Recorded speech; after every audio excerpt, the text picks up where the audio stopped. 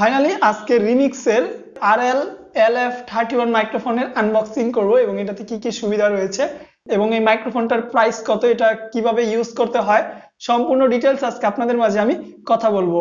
তো আমি আছি বাঙালি আলামিন আপনাদের মাঝে, আর আপনারা দেখছেন বাঙালি আলামিন ইউটিউব চ্যানেল।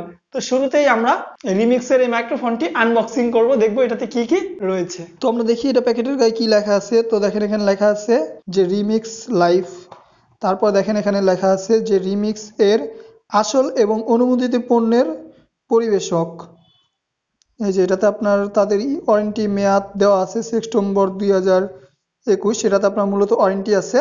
এটার প্রাইস সম্ভবত আমার জানা মতে 350 টাকা এরকম হতে পারে। আপনারা তবুও পরবর্তীতে দাম কম বেশি হতে পারে, আপনারা তাদের কাছে ফোন দিয়ে দামটা জেনে নিতে পারবেন। তো শুরুতে আমরা এটা এখন আনবক্সিং করব। তো দেখেন এরকম একটা থাকবে ভিতরে প্যাকেট, আপনার যা সেটা ওপেন করবেন, করার পর দেখবেন এখানে সুন্দর এখানে লেখা থাকবে রিমিক্স লাইফ, তারপর এখানে 4টা পিন থাকবে। এটা দিয়ে মূলত আপনারা ফোনে ইউজ করতে পারবেন, পিসিতেও ইউজ করা যাবে। সেক্ষেত্রে একটা কনভার্টার কিনে নিতে হবে ছোট, সেটা তাদের কাছে আপনারা পাবেন, সেটা কম প্রাইসে নিতে পারবেন। তো এটা আপনারা ওপেন করবেন, দেখবেন এটাতে একটা হ্যাঙ্গার আছে যেটা লাগাতে হয়। এটা আপনার এই যে মাইক্রোফোনের এখানে ধরে দিয়ে এখানে এই যেভাবে সুন্দরভাবে লাগিয়ে নিতে হয়।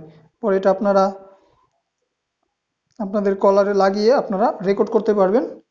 তো দেখেন এটা আপনার মোবাইলে দিয়ে ওপেন ক্যামেরা ওপেন করে প্লে স্টোর থেকে ওপেন ক্যামেরাটা ডাউনলোড করে সেখান থেকে আপনারা এটা দিয়ে ভয়েস রেকর্ড করতে পারবেন। এবং এটা তার আছে, দেখেন এখানে লেখা আছে 1.5 মিটার তার। তো এটা তারও যথেষ্ট বড়ই আছে। তো দেখেন আমি আপনাদেরকে খুলে দেখাচ্ছি এটা তারটা কতটুক। তারটা এতটুক, আমার মতো এখানে 1.5 গজের মতো তার আছে আমি যেটুকু দেখলাম। তো তো এখন আপনাদেরকে আমি এটার ভয়েস কোয়ালিটি দেখাবো, এটা কিরকম ভয়েস কোয়ালিটি রেকর্ড হয়। তো এখন আপনি যে ভয়েসগুলো আমার মুখ থেকে শুনতে পাচ্ছেন সেটা আপনার মূলত রিমিক্সের এই মাইক্রোফোন দ্বারা আমি রেকর্ড করতেছি।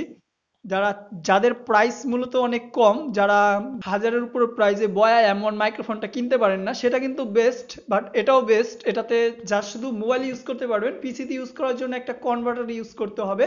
ওটা হচ্ছে বয়া কোম্পানির, আর এটা হচ্ছে আপনার রিমিক্স। আমরা জানি রিমিক্সের প্রোডাক্ট ভালো হয়।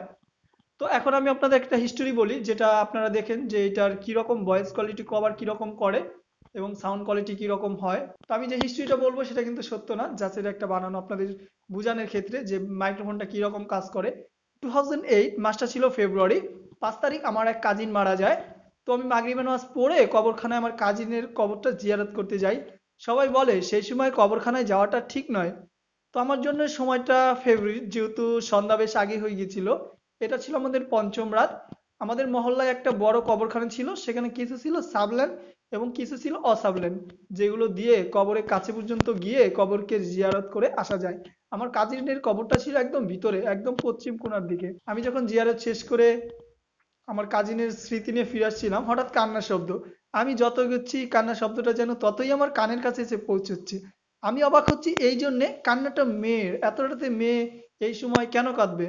আমি ভাবলাম আমার মনের ভুল, আমি ধরতে গিয়ে যেতে শুরু করলাম। এক পর্যায়ে গিয়ে আমি দৌড়াতে শুরু করলাম, দেখলাম একটা কবর, তার চারপাশে দিয়ে বাঁশ দিয়ে ঘেরা থাকে। সেই ঘেরাতে দাঁড়িয়ে একটি মেয়ে, কিন্তু তার পরনে কোনো ভালো পোশাক আশাক নেই, পাগলের মতো চুলগুলো কুকশো কুকশো। দেখলাম সে কাঁদছে। আমি ভাবলাম মনে হয় আমার দেখার ভুল, মনের ভয়, এত রাতে এ সময় এরকম একটা মেয়ে কোথা থেকে আসবে।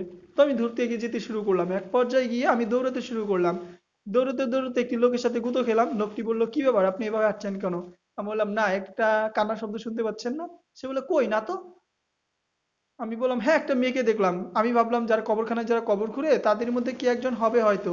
আমি যখন লোকটির সাথে দেখলাম, লোকটির মাথায় টুপি, মুখে দাড়ি, ভাবলাম কবরখানায় যারা কবর খুঁড়ে তাদের মধ্যে কি একজন হবে হয়তো। আমি যখন লোকটির সাথে গুঁতো খেলাম, লোকটি বললো, কি ব্যাপার, আপনি এভাবে আসছেন কেন? আমি বললাম, না, একটা কান্নার শব্দ শুনতে পাচ্ছেন না? সে বলে, কই না তো। আমি বললাম, হ্যাঁ, একটা মেয়েকে দেখলাম। সে বলে, কই, চলেন তো আমার সাথে। আমি তখন সেই কবরস্থানে দেখলাম এবং সম্পূর্ণ কবরস্থানটা আমরা তন্ন তন্ন করে দেখলাম, দেখলাম কোথাও সেই মেয়েটি নেই। তো আমাদের কিন্তু কবরস্থানে একটা মাত্র গেট, সেটাতে সেও দেখেনি।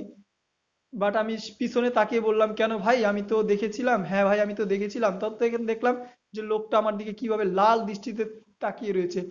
তখন আমি দৌড়তে দৌড়তে একটি মসজিদের সামনে আসতে পড়লাম, একদম কাছে পেলাম। তাকে ঘটনাটি শেয়ার করলাম, সে বললো এসব কিছু না, আপনি বাড়ি চলে যান। তো আমি একটা রিক্সা নিয়ে তখন বাড়ি চলে আসলাম। তো আপনাদেরকে এই ঘটনাটা আমি মূলত বানিয়ে বলেছি। তো এটাতে যা শুধু আপনাদেরকে আমি দেখালাম যে এই রিমিক্সের মাইক্রোফোনে ভয়েসটা কিরকম রেকর্ড হয়। তো আপনারা যদি চান এই রিমিক্সের এই মাইক্রোফোনটা কিনতে পারেন, যাদের প্রাইস অনেক কম, মাইক্রোফোনে অনেক নয়েজ হয়, মোটামুটি মাইক্রোফোনটা ভালো। এই ভিডিওটি আমাদের স্পন্সরশিপ করেছে মা বাবা ইলেকট্রনিক্স। তাদের কাছ থেকে আপনি অরিজিনাল রিমিক্সের এই মাইক্রোফোনটি ক্রয় করতে পারবেন।